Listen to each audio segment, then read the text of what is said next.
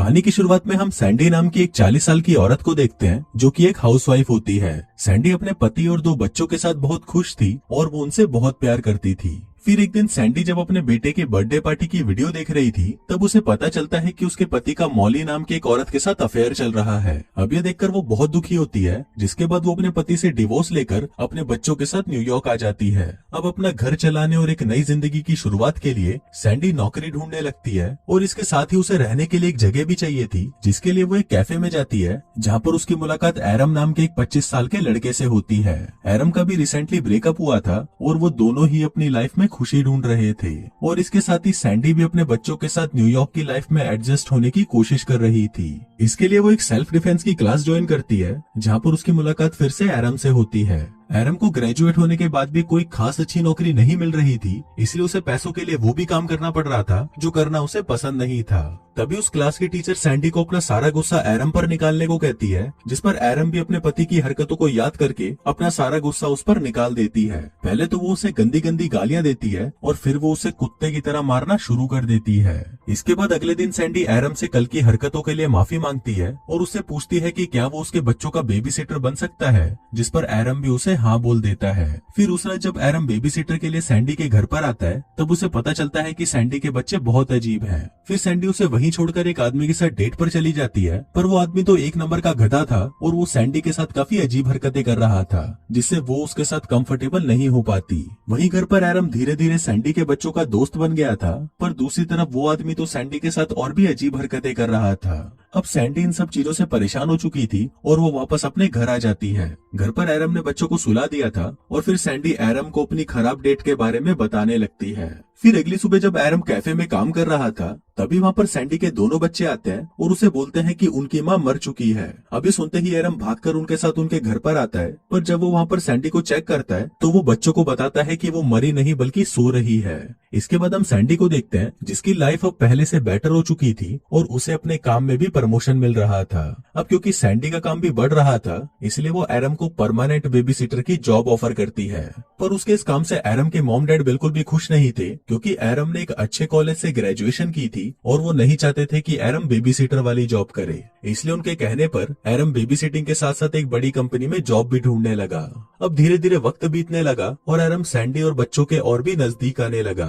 वहीं सैंडी के दोस्त भी समझ जाते हैं कि सैंडी अब एरम को पसंद करने लगी है। दूसरी तरफ एरम को भी अब दूसरी लड़कियों में कोई इंटरेस्ट नहीं था और उसे भी सिर्फ सैंडी और उसके बच्चों के साथ ही रहना पसंद था। फिर एक दिन सैंडी एरम को एक फाइटिंग मैच की 2 टिकट्स देती है और उसे कहती है कि तुम अपने दोस्त के साथ ये मैच देखने चले जाना, पर एरम का कोई भी दोस्त नहीं था, इसलिए वो सैंडी को ही अपने साथ चलने के लिए पूछता है, जिस पर सैंडी भी उसे हाँ बोल देती है। फिर अगली रात वो दोनों साथ में मैच देखने जाते हैं, जहाँ पर सैंडी को भी बहुत मजा आता है। फिर कुछ देर बाद एरम के पास एक आदमी आता है जो कि एक बहुत बड़ी कंपनी का सीईओ था, जहाँ पर एरम इंटरव्यू देने गया था। फिर उन दोनों की बातों से सैंडी को पता चलता है कि एरम को उस कंपनी में नौकरी मिल गई थी, पर एरम ने बेबी सिटिंग के लिए वो नौकरी छोड़ दी। एरम उसे बताता है कि पहली बार उसे कुछ करने से खुशी मिल रही है और उसे सैंडी और उसके परिवार के साथ रहना बहुत पसंद है।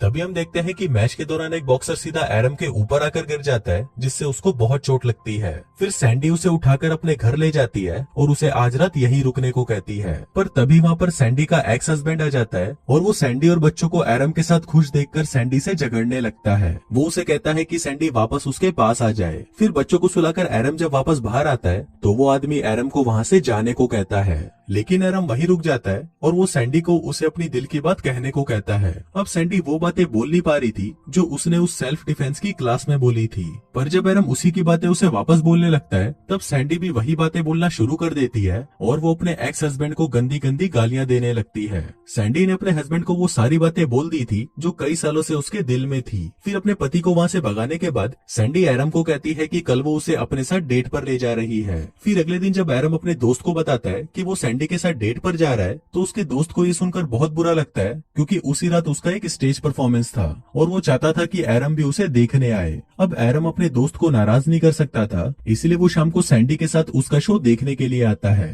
फिर शो खत्म होने के बाद वो सैंडी को अपने साथ एक पार्टी में ले जाता है, जहाँ पर वो दोनों एक दूसरे के करीब आने लगते हैं। पर तभी एरम को वहाँ पर उसकी एक्स गर्लफ्रेंड मिलती है और वो उसे कहती है कि वो उसके पास वापस आना चाहती है, पर एरम उसे इग्नोर कर देता है और वापस सैंडी के पास चला जाता है। पार्टी खत्म होने के बाद वो दोनों घर पर आते हैं और साथ में इंटीमेट होने लगते हैं। पर तभी वहाँ पर सैंडी का बेटा उन्हें मजे करते हुए देख लेता है, जिसके बाद अगले दिन एरम खुद ही सैंडी के दोनों बच्चों को उसके और सैंडी के रिलेशनशिप के बारे में बता देता है। दूसरी तरफ सैंडी भी अपने दोस्तों को अपने रिलेशनशिप के बारे में बता देती है कि उसे अपने बच्चों के बेबी सीटर से ही प्यार हो गया। फिर अगले दिन एरम सैंडी को अपने मॉम डैड से मिलवाने के लिए उनके घर लेकर आता है, पर वहाँ पर सैंडी एरम की मॉम की हरकतों से समझ जाती है कि उसकी मॉम को उन दोनों का रिलेशन पसंद नहीं है। पर सैंडी को इससे कोई फर्क नहीं पड़ता, क्योंकि एरम उससे और उसके बच्चों से बहुत प्यार करता था। पर क्योंकि एरम की उम्र सिर्फ 25 साल थी, इसलिए सैंडी के दोस्त उसकी और एरम की रिलेशनशिप का मजाक उड़ाने लगे थे। पर एरम को इस बात से कोई फर्क नहीं पड़ता। लेकिन अब सैंडी को ये लगने लगा था कि वो एरम से बहुत बड़ी है और वो उसकी जिंदगी बर्बाद कर रही है। फिर एक दिन ऑफिस में काम करते हुए सैंडी को बहुत ही अजीब फील होने लगता है और तब उसे पता चलता है कि वो प्रेग्नेंट है। फिर रात को सैंडी इस बारे में एरम को बताती है, जिसको सुनकर पहले तो एरम घबरा जाता है, पर फिर बाद में वो सैंडी को कहता है कि वो भी यही चाहता है कि सैंडी और एरम हमेशा साथ में रहें। फिर अगले दिन जब वो दोनों डॉक्टर के पास जाते हैं तो डॉक्टर उन्हें बताता है कि सैंडी प्रेग्नेंट तो है, पर वो इस बच्चे को जन्म नहीं दे पाएगी क्योंकि उसकी उम्र बहुत ज्यादा है। अभी सुनकर सैंडी परेशान हो जाती है और बाहर आकर वो एरम से झगड़ने लगती है। झगड़े के दौरान वो एरम से कहती है कि उनका साथ में रहना सही नहीं है, क्योंकि वो उससे 15 साल बड़ी है और उनका रिलेशनशिप आगे नहीं चल सकता। अब क्योंकि उन दोनों का साथ में कोई फ्यूचर नहीं है, इसलिए वो दोनों अब साथ में नहीं रह सकते। और ये बोलकर सैंडी वहाँ से चली जाती है। अब इसके बाद वो दोनों अलग हो जाते हैं और एरम अपनी बेबी सिटिंग की जॉब छोड़कर ट्रैवल करने के लिए दूसरे देशों में चला जाता है। लेकिन एरम अलग अलग देशों में घूमने के बाद भी सैंडी और उसके बच्चों को ही याद कर रहा था। वहीं दूसरी तरफ सैंडी एक अच्छी माँ बनने की कोशिश कर रही थी और उसे अपनी जॉब में भी एक और प्रमोशन मिल गया था। अब ऐसे करते करते 5 साल बीत जाते हैं और सैंडी एक सक्सेसफुल रिपोर्टर बन जाती है और वहीं एरम दुनिया के अलग अलग देशों में घूमते हुए बच्चों को पढ़ाने लगता है। एरम के साथ काफी लड़कियां रिलेशनशिप में आने की कोशिश करती है, पर एरम उन्हें मना कर देता है क्योंकि अब वो अकेले रहना चाहता था। फिर एक दिन हम सैंडी को उसके बच्चों के साथ एक रेस्टोरेंट में देखते हैं। तभी सैंडी की मुलाकात वहाँ पर एरम से होती है और वो दोनों ही एक दूसरे को देखकर बहुत खुश होते हैं। फिर एरम उसे बताता है कि कुछ सालों पहले बांग्लादेश में उसने एक बच्चे को अडॉप्ट कर लिया था और अब वो दोनों साथ में रहते हैं। फिर जब सैंडी को पता चलता है कि एरम अभी भी सिंगल ही है, तो सैंडी एरम के साथ वापस रिलेशनशिप में आ जाती है और वो दोनों खुशी खुशी साथ रहने लगते हैं। और इसी के साथ ही ये कहानी यहीं खत्म हो जाती है।